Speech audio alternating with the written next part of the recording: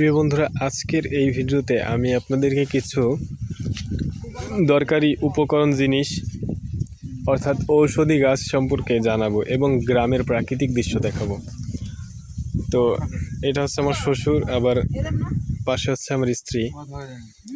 তো ওরা হচ্ছে শাক তুলতেছে, পাট শাক।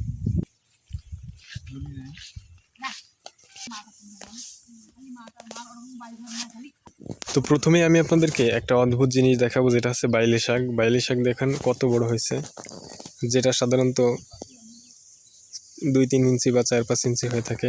এটা অনেক বড় হয়েছে। আর এটা হইল ভুট্টা ক্ষেতের ভুট্টা, যেটি খুবই ছোট কিন্তু দেখতে অনেকটা কিউট। আর তার থেকেও বড় ব্যাপার হচ্ছে এখনো এখানে মূলা রয়েছে। তো আমি আপনাদেরকে একটা মূলা উঠিয়ে দেখাবো। এই দেখুন, এই মূলাগুলো নষ্ট হয়ে গেছে কিন্তু জমিতেই পড়ে রয়েছে।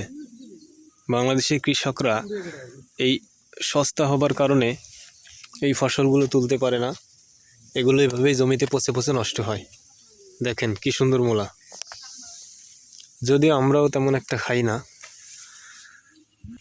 আর এই ভিডিওটি সবচেয়ে বিশেষ আকর্ষণ হচ্ছে এই নাক ফুলের মতো এই ফুলগুলো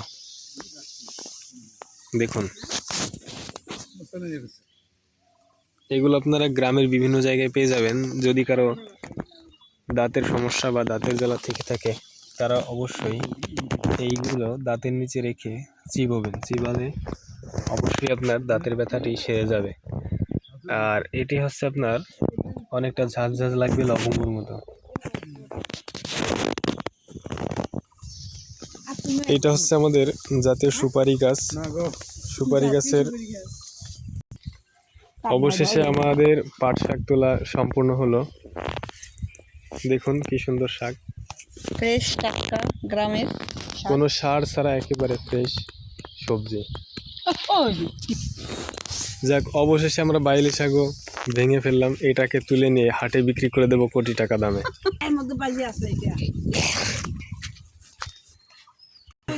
এখানে দেখা যাচ্ছে অনেক শুকনো গাছের পাতা, যেগুলো আমরা জ্বালানি কাজে ব্যবহার করে থাকি।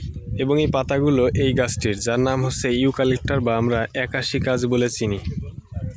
এটি হচ্ছে এমন একটি পাতা ঔষধি গাছ, যেটাকে সকালবেলায় বাসি পেটে যদি কারো জন্ডিসের বা লিভারের সমস্যা থাকে, এটির একটা জালি পাতা আপনি যদি রস করে 3 ফোঁটা পরিমাণ খেয়ে থাকেন, 3 দিন একটানা খাওয়ার পরে দেখবেন আপনার এই পেটের সমস্যা বা জন্ডিসের সমস্যা এটা সমাধান হয়ে যাবে।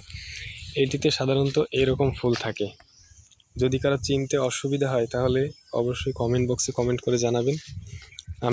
আপনারা কমেন্ট বক্সে জানালে আমি আপনাদেরকে গাছের একটি সুন্দর ছবি তুলে দেব চেনার জন্য।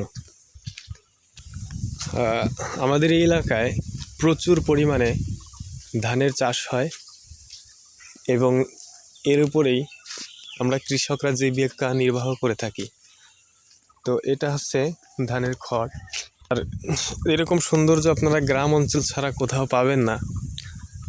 তো এরকম ইনফরমেটিভ এবং ইনফরমেশনাল ভিডিও পেতে অবশ্যই আমাদের চ্যানেলটিকে সাবস্ক্রাইব করে পাশে থাকা বেল আইকনটি বাজিয়ে রাখবেন।